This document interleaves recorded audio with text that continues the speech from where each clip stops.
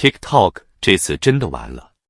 12月6日，美国哥伦比亚特区联邦上诉法院3位法官一致裁定，封杀 TikTok 合情合法，既不违反美国宪法第1修正案，也不违反第5修正案。说白了，美国政府以国家安全的名义要封杀 TikTok， 法院觉得一点问题都没有。现在的 TikTok 就像一个等死的病人，手里就剩下最后一张王牌——美国联邦最高法院。要在1月19日这个死亡期限之前打赢这场几乎不可能赢的官司，说实话，就是在赌运气了。有意思的是，不少中国媒体还在自欺欺人，说什么 TikTok 还能获得45天的宽限期，甚至还指望下一任总统能救他。真是想太多了。我给大家算算这笔账。TikTok 现在在美国有 1.7 亿用户，每月活跃用户超过 1.5 亿，广告收入一年就有100多亿美元。这么大的一块肥肉，就这么要被切掉了。最惨的是 ，TikTok 在美国投入了超过15亿美元建数据中心，雇佣了7000多名美国员工，这些投资马上就要打水漂。我们来看看 TikTok 还能活多久。首先，总统交接时间是1月20日中午，而 TikTok 法案偏偏在1月19日生效。这个时间点卡得多精准啊！就是要在新总统上任前把 TikTok 给办了。新总统就算想救，也没这个权利。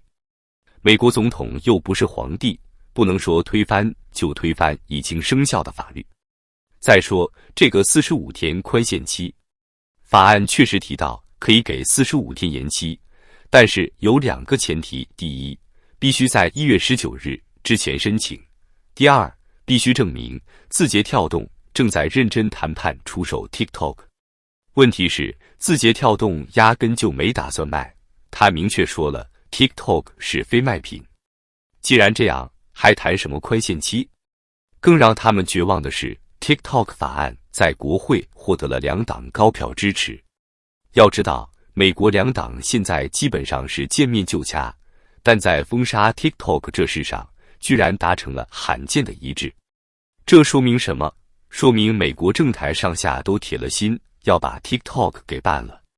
所以现在就剩最高法院这根稻草了。但是你知道吗？每年提交到美国最高法院的案子有多少？数以万计，但最后能被受理的有多少？不到1%。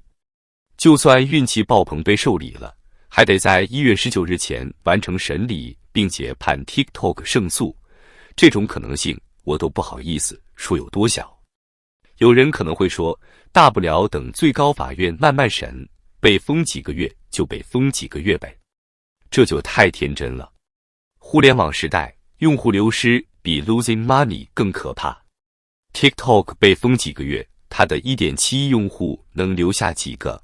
Meta、YouTube、Snapchat 早就虎视眈眈，等着瓜分这块大蛋糕呢。这就是为什么股市对 TikTok 这事反应这么大。它不仅仅是一个 App 的生死存亡，而是标志着中国互联网出海潮流的终结。TikTok 倒下了，下一个会是谁？说到特朗普，这位商人出身的总统真是深谙谈判的艺术。4年前，他对 TikTok 是一副不是你死就是我亡的态度，现在却高喊着要当救世主。这剧情反转背后可大有文章。让我们翻翻过去的账本。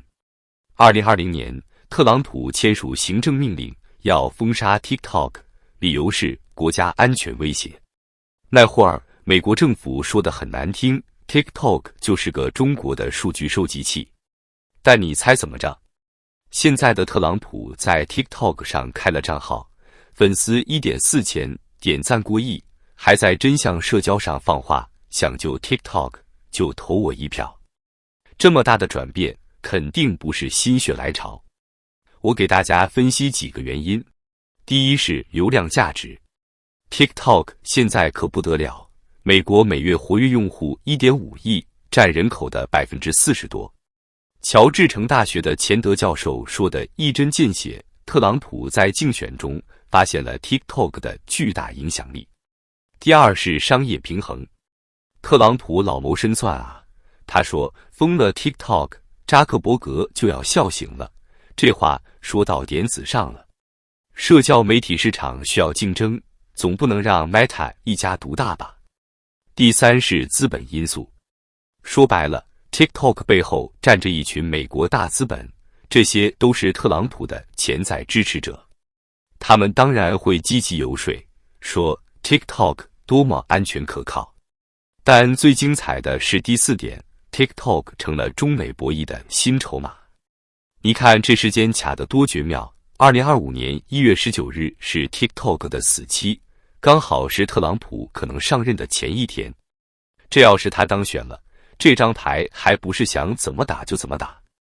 战略与国际研究中心的刘易斯提出了个有意思的观点，如果能在所有权和算法控制权上做些妥协，这事儿说不定真能谈成。毕竟中美双方都不希望把事情做绝。当然，事情没那么简单。你看看特朗普团队内部就分成两派了。他提名的国家情报总监加巴德在 TikTok 上有100多万粉丝，公开反对封杀 TikTok。但他提名的国务卿卢比奥却说 TikTok 就是个间谍软件，必须封杀。说真的，字节跳动现在就剩两条路，要么乖乖把 TikTok 卖了，要么看着它在美国被活活掐死。但是从目前的情况来看，这两条路都不好走。我们先说卖 TikTok 这条路。很多人以为 Meta 或者马斯克会来接盘，但事实上从来没有任何证据表明他们跟字节跳动谈过收购。为什么？且不说 TikTok 值多少钱，市场估值可能高达1000亿美元，光是中国政府就不会让这笔交易发生。要知道 TikTok 的核心竞争力是它的算法，而这算法早就被中国列入了出口管制清单。你说字节跳动敢卖吗？那么第二条路呢？保住美国以外的海外市场，放弃美国市场，听起来似乎还行，但实际上更悲剧。就在美国法院判决的同一天，欧盟委员会就对 TikTok 启动了新一轮调查。这叫什么？这叫秋后算账。我给大家算笔账， TikTok 目前全球月活用户超过10亿，其中欧美市场占了至少3亿。如果美国市场没了，再加上欧盟市场可能出问题， TikTok 起码要损失30%以上的优质用户。这些可都是高价值用户啊，一个欧美用户的广告收入顶得上好几个发展中国家用户。更要命的是，美国早就对其盟国做过关于 TikTok 的情况通报。这意思再明显不过了，兄弟们，跟着我们一起封杀 TikTok 吧。你看看日本、韩国、澳大利亚这些美国的铁杆盟友，他们会怎么选择？还用说吗？对中国互联网公司来说，这就是一记响亮的耳光。TikTok 可是中国互联网出海的标杆啊，它在海外做得这么成功，结果呢，还不是被人卡住了脖子。更可怕的是， TikTok 法案随时可以通过修正案，扩大到其他中国互联网出海应用。我估计啊，接下来美国政客肯定会说，看 TikTok 多危险，那 Shine 会不会收集你们的数据？拼多多的 Temu 会不会监视美国用户？一旦激起千层浪，整个中国互联网出海的大潮可能就此止步。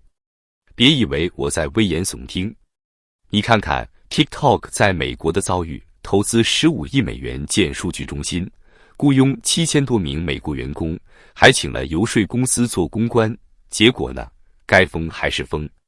这就是现实，不管你怎么示好，人家都觉得你是个威胁。说到底，这是远远超出了一个 App 的生死存亡。它暴露出来的是中国企业在海外的生存困境，你要么完全本土化，跟母公司切割，但在党领导一切的原则下，这显然不可能；要么就得忍受被人当作中国威胁的一部分，随时面临封杀。最后说句扎心的，就算真有奇迹发生，美国最高法院或者特朗普救了 TikTok， 但这种靠运气活着的日子，真的是出路吗？